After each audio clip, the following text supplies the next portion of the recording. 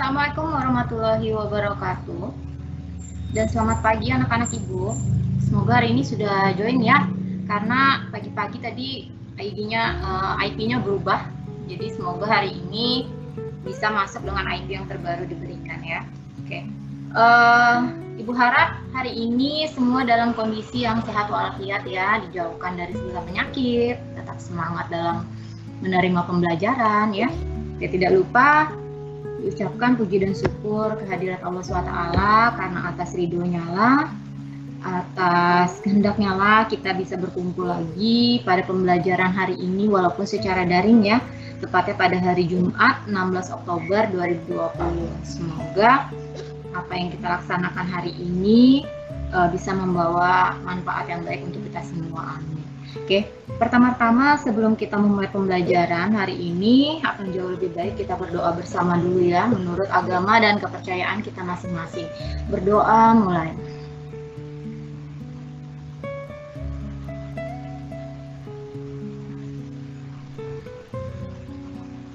Selesai. Oke. Seperti yang biasa yang Ibu ingatkan sebelum kita mulai pembelajaran, mohon dengan sangat alat tulisnya itu dipersiapkan ya. Jangan mentang-mentang daring nanti alat tulisnya tidak dipersiapkan. Tetap dipersiapkan. Jadi nanti ada materi yang membingungkan untuk kalian, silakan kalian catat, kemudian ditanyakan langsung ke gurunya langsung boleh ya, boleh diwakili secara langsung. Kemudian untuk buku itu rata-rata sudah mempunyai buku yang dari perpustakaan. Silakan nanti jika ada materi yang tidak tersampaikan dengan baik, silakan nanti bukunya dibuka ya, dicari di sana. Untuk materinya hari ini, kita melanjutkan materi sebelumnya. Tolong disimak dengan baik ya, karena setelah ini kita tidak live, tapi akan ada tugas minggu depan di classroom yang harus kalian kerjakan. Satu yang Ibu ingatkan, perhatikan instruksi yang ada pada classroom, pastikan apa yang diminta oleh guru itu sesuai. Ibu berikan contoh ya, misalkan pada saat Ibu memberikan tugas kalian membuat tugas, di sana Ibu melampirkan tabel, mohon dibuat tabelnya kemudian di-upload, bukan digambar di buku tulis atau di foto ya, tidak seperti itu. Jadi kalian bisa membuatnya di Word atau di Excel. Nanti filenya itu silakan kalian upload pada classroom. Jadi Ibu ingatkan kembali, untuk tugas-tugas yang Ibu berikan, perhatikan kembali instruksi yang disampaikan. Apakah tugasnya itu harus diketik atau tidak? Kemudian apakah dalam bentuk video atau PowerPoint? Jadi petunjuknya atau instruksinya silahkan dipelajari, dibaca baik-baik dulu baru kalian melaksanakan tugasnya. Oke? Mungkin seperti itu. Dan Ibu ingatkan kembali untuk tugas yang masih kosong, tidak ada tambahan waktu lagi ya. Hari ini batas terakhir kalian, Sabtu Ibu input di e-rapot, otomatis nilai kalian yang kosong itu akan tetap kosong. Otomatis nanti di rapot itu nilainya 0 ya. Nilainya 0 dan tidak bisa dilakukan perbaikan kecuali nanti pada saat kalian mau ke semester berikutnya ya. Nanti perbaikannya ada di sana. Jadi untuk semester pembagian rapot semester PTS ini, untuk rapot PTS ini itu akan nilai murni. Berapapun nilai kalian di sana, nilai itu yang akan Ibu input di e-rapot. Mungkin seperti itu. Jadi Ibu minta kalian tetap bertanggung jawab pada tugasnya masing-masing ya. Jadi jangan santai. Oke, materi yang akan Ibu sampaikan masih mengenai pengolahan. Seperti yang Ibu sampaikan minggu lalu, pengolahannya di sini meliputi apa saja? Pengolahan bahan pangan, serealia, umbi, dan kacang-kacangan. Oke, dia diolah menjadi makanan dan minuman. Jadi ada yang diolah menjadi makanan, kemudian ada pula yang diolah menjadi minuman. Tujuan pembelajarannya apa saja? Yang pertama, di sini siswa diharapkan bisa memahami pengertian dari bahan pangan serealia, umbi, dan kacang-kacangan. Jadi kalian di sini bisa memahami apa sih pengertian dari serealia, kemudian umbi, kemudian kacang-kacangan. Kemudian yang berikutnya itu adalah mengidentifikasi jenis bahan pangan, serealia, umbi, dan kacang-kacangan. Nah, identifikasi di sini kan Ibu sambil menjelaskan apa saja sih yang termasuk dari serealia, umbi, dan kacang-kacangan. Jadi nanti pada soal pada tugas yang akan Ibu berikan itu pasti ada yang namanya identifikasi. Jadi tolong diperhatikan baik-baik identifikasinya itu mengenai apa ya. Jadi nanti Ibu ingatkan kembali, identifikasi itu pasti ada. Silakan kalian nanti dicermati yang dilakukan identifikasi itu apa ya. Mungkin seperti itu. Kemudian yang ketiga adalah mengidentifikasi manfaat dari bahan pangan, serealia, umbi, dan kacang-kacangan. Kenapa? Karena di sini diharapkan apa yang kalian olah itu benar-benar bisa bermanfaat untuk kalian atau orang-orang yang berada di sekeliling kalian. Jadi misalkan kalian mengolah makanan itu memang benar-benar bisa dimanfaatkan, ya. Kira-kira seperti itu.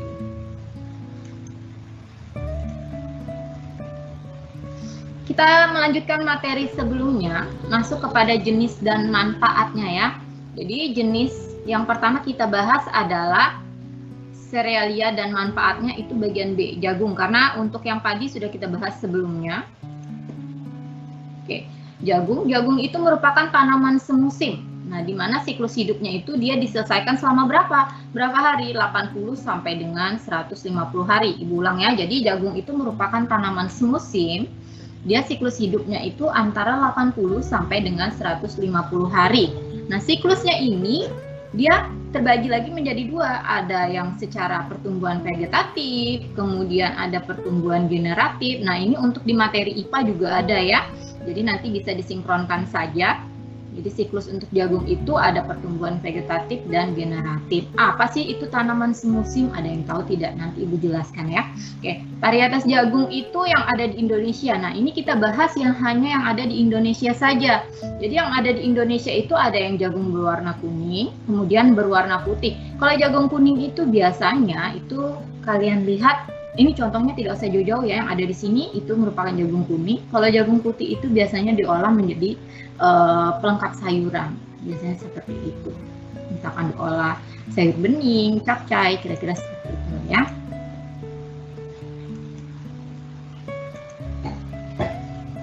Kemudian kita masuk kepada manfaat dari jagung. Apa saja manfaatnya? Nah, di sini banyak sekali manfaat dari jagung ya, dari batang dan daun itu yang mudah digunakan sebagai pakan ternak. Pakan ternak apa? Artinya itu bisa diolah menjadi bahan baku oleh si ternak itu sendiri, ya. Kemudian batang dan daun tua itu digunakan sebagai pupuk hijau atau yang biasa kita sebut dengan kompos. Kemudian yang ketiga adalah batang dan daun kering. Nah, ini biasanya digunakan sebagai kayu bakar. Kemudian batang jagung sebagai lanjaran atau turus. Ini pasti ada yang bertanya, Ibu turus itu apa? Kalau kalian belajar matematik ada tuh ya yang namanya turus. Jadi dia berbentuk silang seperti itu. Nah, itu yang namanya turus. Jadi dia diolah menjadi batang lanjaran atau turus sebagai tiang, ya, seperti itu. Kemudian yang berikutnya adalah batang jagung digunakan sebagai bahan kertas. Jadi biasanya juga dia bisa digunakan sebagai bahan untuk mengolah kertas. Nah, ini seperti yang Ibu sebutkan tadi, buah jagung muda. Buah jagung muda ini dia biasanya itu diolah sebagai bahan sayuran, kemudian perkedel, dan lain-lain. Kemudian yang berikutnya ada biji jagung tua. Nah, kalau biji jagung tua ini dia digunakan sebagai pengganti nasi. Ada juga berondong jagung, kemudian roti, tepung, dan lain-lain. Kalau tepung, sih Bang, emang ada ya Bu tepung yang dari jagung? Ada, tepung jagung itu ada. Biasanya dia diolah untuk sejenis kue tertentu kalau tepung jagung. Ini contohnya dari jagung sudah ada yang sudah tahu semua ya.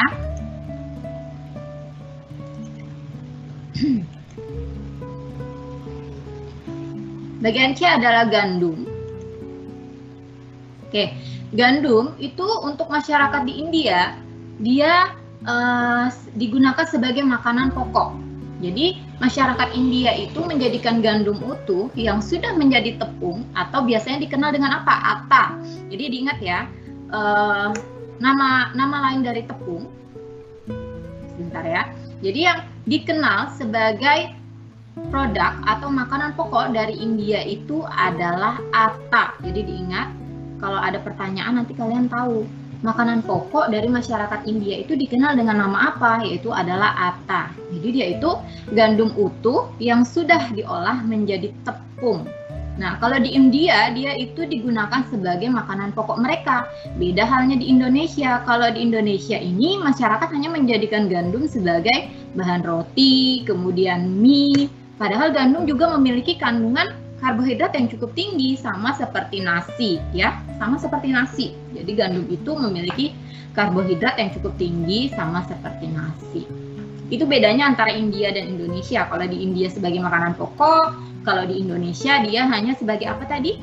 Hanya sebagai bahan pelengkap. Biasanya dia untuk mengolah yang namanya roti, mie, kira-kira seperti itu. Makanan pokoknya tetap ya nasi tadi ya kalau di Indonesia. Nah, ini contoh dari gandum, tanaman gandum ya.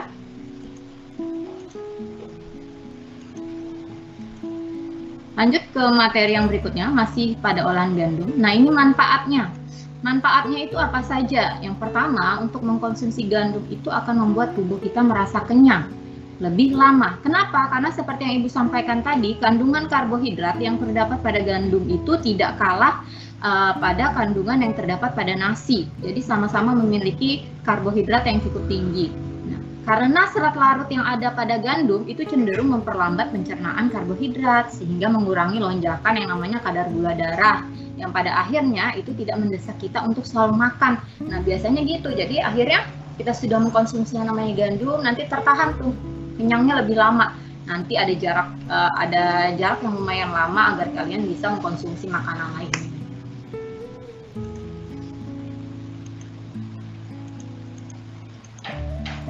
Yang berikutnya, mengkonsumsi gandum secara teratur itu akan menurunkan kadar kolesterol dalam tubuh. Nah, itu dia. Kemudian, baik untuk menurunkan berat badan. Kenapa dikatakan baik untuk menurunkan berat badan? Karena itu tadi, dia menekan rasa lapar yang lumayan lama ya. Jadi kalau kita sudah makan produk dari gandum itu, hasil olahan dari gandum, kita akan merasakan rasa kenyang yang jauh lebih lama. Sehingga pada saat kita pengen makan, kita tidak usah harus memakannya lagi karena proses yang awal tadi sehingga menahan kita untuk mengkonsumsi makanan lebih. Kemudian mengkonsumsi gandum bermanfaat untuk menyembuhkan sembelit. Nih, senyawa fitokomia pada gandum itu biasanya itu bisa mengurangi seseorang terkena kanker. Jadi kalau ada pertanyaan, senyawa apa yang terdapat pada gandum yang bisa mengurangi seseorang terkenanya penyakit kanker itu apa? Jadi adalah senyawa fitokimia. Fitokimia. Tahukah kamu apa itu senyawa fitokimia? Jadi dia merupakan senyawa kimia yang terdapat secara alami dalam tanaman. Jadi dia tidak ditambahkan, tapi dia memang ada di dalam tanaman itu sendiri. Jadi itu yang dimaksud dengan senyawa fitokimia. Ya, jadi senyawa fitokimia adalah senyawa kimia yang terdapat secara alami dalam tanaman itu sendiri. Fito itu sendiri berarti tanaman, dia berasal dari bahasa Latin ya.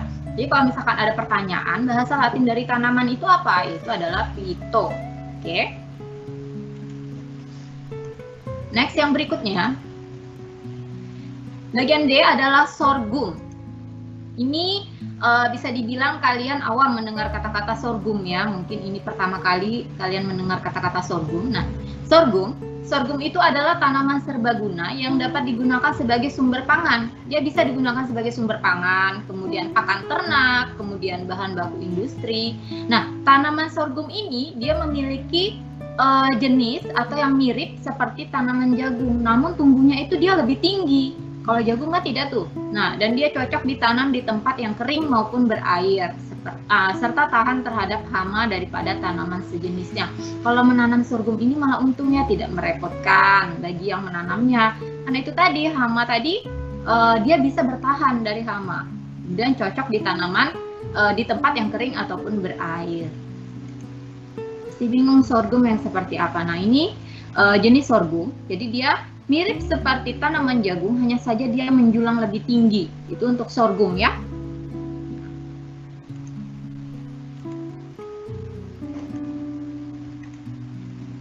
Next. Masih di sorghum, kita bahas mengenai manfaat dari sorghum. Nah, di sini kalian akan mengetahui apa saja sih manfaat dari sorghum tadi. Nah, daun sorghum itu dia bisa digunakan menjadi pakan ternak. Itu khusus daunnya ya. Kemudian tangkainya itu bisa dijadikan kerajinan tangan, kemudian bisa diolah menjadi sapu. Kemudian kalau bunganya biasanya itu dimanfaatkan sebagai bunga kering untuk hiasan. Bisa digunakan untuk hiasan dinding ya, itu untuk bunga keringnya. Banyak sekali yang menggunakan bunga kering dari sorghum itu sebagai hiasan karena tadi dia tanamannya itu cenderung lebih tinggi. Jadi kalau misalkan dia dikeringkan, diletakkan dalam suatu pot, itu akan cantik sekali. Kemudian yang kedua adalah batang sorghum. Batang sorghum itu adalah lumbung bioetanol dan bahan pembuat kertas. Jadi batang yang masih muda itu bisa dia diolah menjadi sebuah sirup. Kenapa? Karena rasanya tadi yang cenderung manis.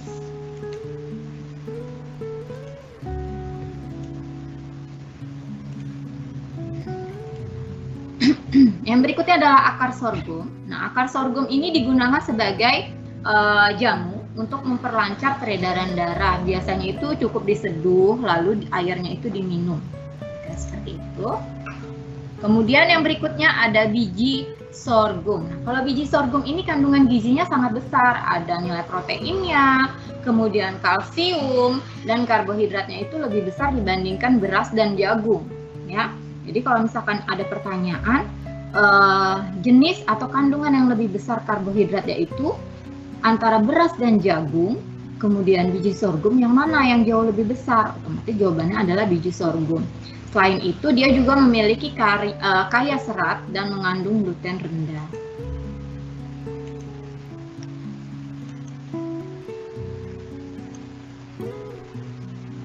Kita masuk ke jenis kacang-kacangan. Kedua adalah jenis kacang-kacangan, serealia sudah ya. Sekarang kita masuk ke bagian kedua yaitu jenis kacang-kacangan dan manfaatnya. Yang pertama akan kita bahas adalah kacang tanah. Kacang tanah dia tergolong ke dalam familia Fabaceae. Biasanya itu dia ditanam di lahan kering dan lahan sawah sesudah panen padi. Itu kacang tanah. Ini contoh dari kacang tanah yang biasa kalian konsumsi. Kemudian kacang tanah itu dia diperbanyak dengan biji dan dapat dipanen pada umur berapa? 90 sampai dengan 95 hari setelah tanam. Ciri-ciri fisiknya bagaimana? Ciri-ciri fisiknya itu dia berupa tanaman perdu dan berdaun kecil.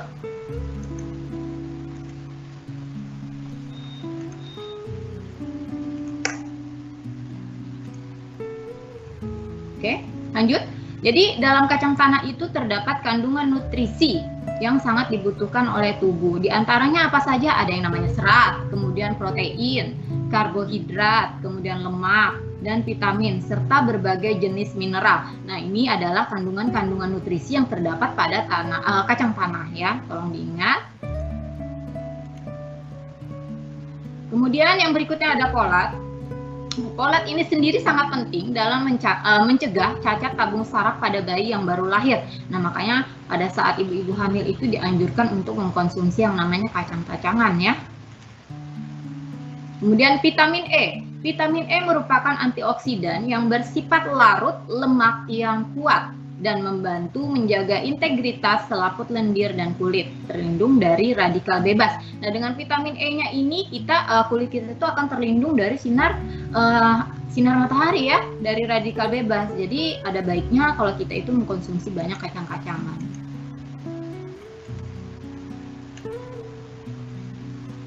Jenis yang kedua adalah kacang hijau.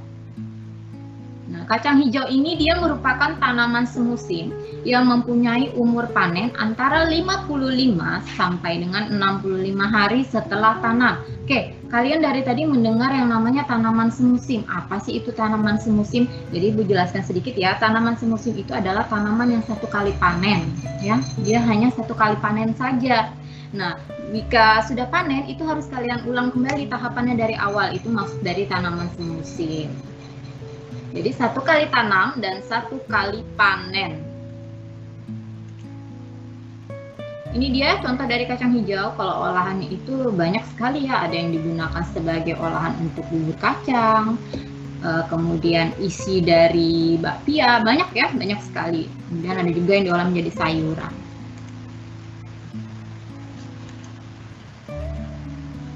Masih di kacang hijau. Kandungan dan manfaat dari kacang hijau.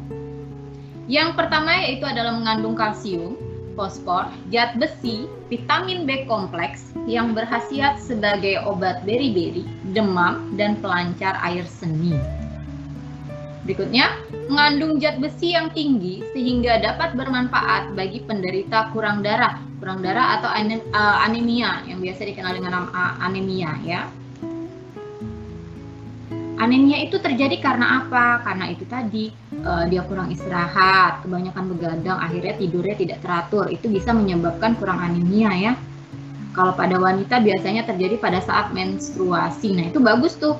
Bagaimana caranya agar darahnya itu dia tidak mengalami yang namanya anemia atau kekurangan darah. Tadi dengan mengkonsumsi yang namanya kacang hijau. Kemudian yang ketiga, dia mengandung serat yang tinggi, rendah lemak sehingga baik dikonsumsi bagi orang yang ingin menurunkan berat badan. Nah, ini bagi yang diet, lagi program diet penurunan berat badan itu bisa mengkonsumsi yang namanya kacang hijau karena tadi kandungan seratnya yang cukup tinggi, ya.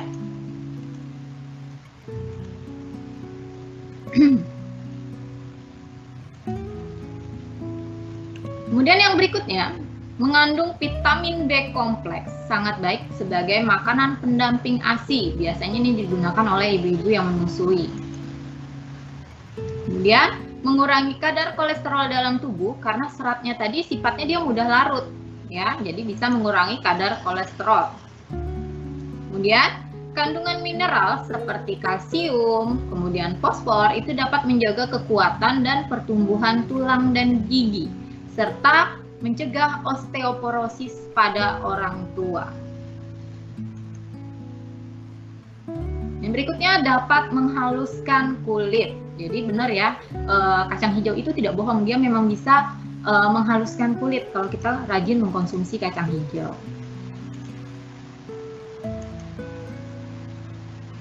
Yang C adalah kedelai bukan keledai ya. Jadi kedelai itu adalah buah berbentuk kolong dan diperbanyak dengan biji. Kacang kedelai ini memiliki kandungan nutrisi yang baik sekali untuk tubuh. Ini dia contoh dari kacang kedelai. Biasanya itu diolah menjadi minuman, susu kedelai, kemudian diolah menjadi tempe ya.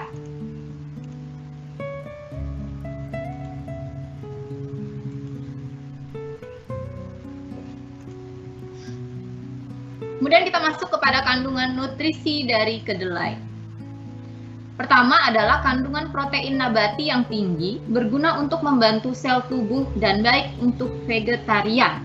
Nah ini bagi teman-teman atau adik-adik atau anak-anak ibu yang vegetarian bisa mengkonsumsi yang namanya kedelai. Karena protein nabati yang ada pada kedelai itu cukup tinggi ya. Kemudian mengandung vitamin B1, B2, B6, dan provitamin A, kalium, magnesium, selenium, fosfor, karbohidrat, protein, dan omega 3. Kemudian yang berikutnya adalah mengandung lemak yang rendah. Mengandung minyak tumbuh-tumbuhan non-kolesterol yang baik sekali bagi jantung.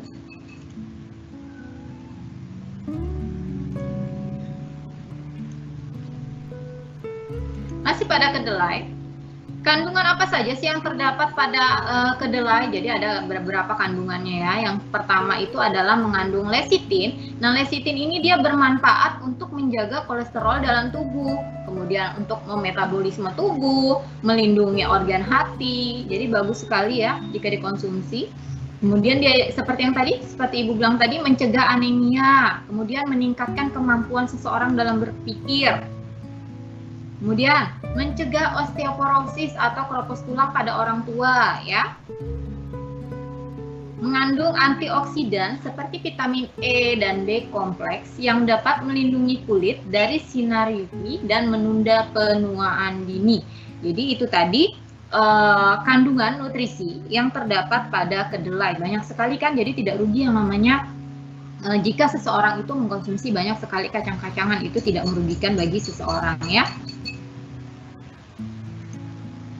Nah, mungkin itu tadi yang dapat Ibu sampaikan pada kesempatan kali ini. Untuk buku, untuk buku perpustakaan itu semua sudah mendapatkan, insya Allah semua sudah mendapatkan ya.